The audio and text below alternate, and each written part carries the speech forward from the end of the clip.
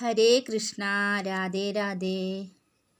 ഇന്ന് കണ്ണൻ്റെ കുറച്ച് വികൃതികൾ കേട്ടാലോ? യശോദമ്മേ, യശോദമ്മേ.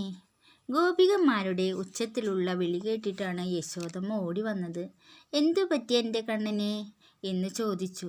കണ്ണനൊന്നും പറ്റിയില്ല യശോദമ്മേ, ഞങ്ങൾക്കാണ് പറ്റിയത്. എന്താ, എന്തു പറ്റി യശോദമ്മേ? കണ്ണൻ എവിടെ? ഇവിടെ ഉണ്ടായിരുന്നുവല്ലോ, ബലരാമൻ്റെ കൂടെ കളിക്കുന്നുണ്ടാവും. ഇല്ല യശോദമ്മേ, കണ്ണൻ ഒളിച്ചിരിക്കുന്നുണ്ടാവും. ഇന്ന് ഞങ്ങൾ യമുനയെ നീരാടുകയായിരുന്നു. വസ്ത്രങ്ങളെല്ലാം കരയിൽ വെച്ചിട്ടുണ്ടായിരുന്നു. കുറച്ചു നേരം കഴിഞ്ഞപ്പോൾ വസ്ത്രങ്ങളൊന്നും കാണുന്നില്ല.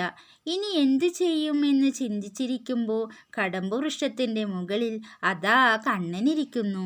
പൊട്ടിച്ചിരിച്ചുകൊണ്ടാണ് ഇരിപ്പ്. കണ്ണാ, ഞങ്ങളുടെ ചേല നീ എടുത്തുവോ? ചേലയെല്ലാം അഴിച്ചു വെച്ചിട്ടാണോ നീരാടുന്നത് എന്ന് കണ്ണൻ ചോദിച്ചു. ചേല തരണമെങ്കിൽ 2 കൈയും കൂപ്പി എന്നെ തൊഴണം എന്നും പറഞ്ഞു. ഞങ്ങൾ തൊഴുതപ്പോൾ ഞങ്ങൾക്ക് ചേല തന്നു. ഈ കണ്ണൻ ഇങ്ങനെയായ ഞങ്ങൾ എങ്ങനെ യമുനയിൽ നീരാടാൻ പോകും യശോദമ്മേ? കള്ളക്കണ്ണൻ ഇങ്ങോട്ട് വരട്ടെ, ഞങ്ങൾ അവനെ കെട്ടിയിടും യശോദമ്മേ. യശോദമ്മയ്ക്ക് ചിരിയാണ് വന്നത്. കണ്ണാ, കണ്ണാ എന്ന് വിളിച്ച് യശോദമ്മ നോക്കിയപ്പോൾ തൂണുകളുടെ മറവിൽ ഒളിച്ചു നിന്ന് പതുക്കെ നോക്കുകയാണ്.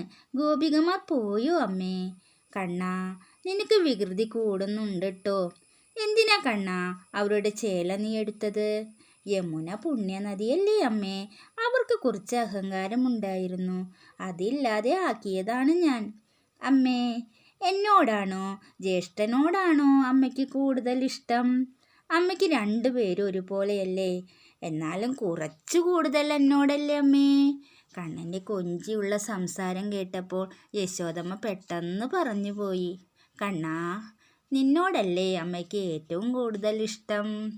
ഇത് കേട്ടപ്പോൾ കണ്ണൻ പൊട്ടിച്ചിരിച്ചുകൊണ്ട് പറഞ്ഞു, ഞാൻ ജ്യേഷ്ഠനോട് പോയി പറയും എന്ന്. ഇത് കേട്ടപ്പോൾ യശോദമ്മയ്ക്ക് വിഷമമായി. തനിക്ക് ബലരാമനും കൃഷ്ണനും ഒരുപോലെയാണ്. 2 പേരും തനിക്ക് ജീവനാണ്. അമ്മയുടെ മുഖം മാറിയത് കണ്ണന് മനസ്സിലായി. ഞാൻ ജ്യേഷ്ഠനോട് പറയാതിരിക്കണമെങ്കിൽ എനിക്ക് കുറച്ച് വെണ്ണ തരണം. യശോദമ്മ കുറേ വെണ്ണ കണ്ണന് കൊടുത്തു.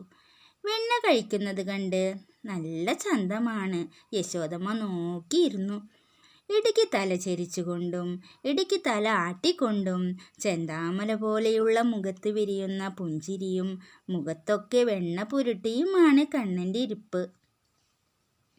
അടുത്തു വരുന്ന കിളികൾക്കും തത്തകൾക്കും പൂച്ചകൾക്കും എല്ലാം വെണ്ണ കൊടുക്കും യശോദമ്മ. കണ്ണനെ ഇമ വെട്ടാതെ നോക്കി നിന്നു. വിശപ്പെല്ലാം മാറിയപ്പോൾ പുല്ലാങ്കുഴലുമായി കണ്ണൻ മെല്ലെ ഇറങ്ങി. ഗോപികന്മാരെല്ലാം പോയല്ലോ അല്ലേ, ഇനി എനിക്ക് പുല്ലാങ്കുഴൽ ഊതാമല്ലോ. കണ്ണൻ്റെ വേണുനാദം കേട്ട് ഗോപികമാരെല്ലാം ഓടിയെത്തി. അവർ മതിമറന്ന് നിൽക്കുകയാണ്. കണ്ണൻ അവരെ കണ്ടതും ഓടുവാൻ തുടങ്ങി. ഗോപികമാർ കോലുമായി കണ്ണൻ്റെ പിന്നാലെ ഓടുന്നു. കള്ളക്കണ്ണ എന്ന് വിളിച്ചിട്ടാണ് അവരുടെ വരവ്. കുസൃതി നിറഞ്ഞ കണ്ണുകളോടെ പൊട്ടിച്ചിരിച്ചുകൊണ്ട് മഞ്ഞപ്പട്ടുടുത്തുകൊണ്ടും കാലിൽ പൊൻതളകൾ ഇട്ടുകൊണ്ടും പൊന്നരിഞ്ഞാൻ ചാർത്തിക്കൊണ്ടും കഴുത്തിൽ നല്ല മുല്ലമുട്ടുമാലയും വൈരക്കല്ല് പതിപ്പിച്ച നീളമുള്ള മാലയും വൈജയന്തി മാലയും അണിഞ്ഞിട്ടുണ്ട്. കാതിൽ കടുക്കനിട്ടിട്ടുണ്ട്. കഴുത്തിൽ നല്ല നീളമുള്ള തുളസിമാലയുമുണ്ട്. ഓട്ടത്തിനിടയിൽ തിരുമുടി കെട്ട് അഴിഞ്ഞു കാറ്റിൽ പറക്കുന്നുണ്ട്. വലതു കൈയിൽ ഓടക്കുഴലും ഇടതു കൈയിൽ തുളസിമാല പോകാതിരിക്കുവാൻ വേണ്ടി മുറുകെ പിടിച്ചിട്ടാണ് ഓടുന്നത്. അമ്മേ, അമ്മേ. കണ്ണൻ വരുന്നത് കണ്ട് യശോദമ്മ ഓടിച്ചെന്നു കണ്ണനെ വാരിയെടുത്തു. ഗോപികന്മാർ ക്ഷീണിച്ചവശരായി. കണ്ണൻ ഗോപികന്മാരോട് കണ്ണിറക്കി കാണിച്ചുകൊണ്ട് ചിരിക്കുന്നു.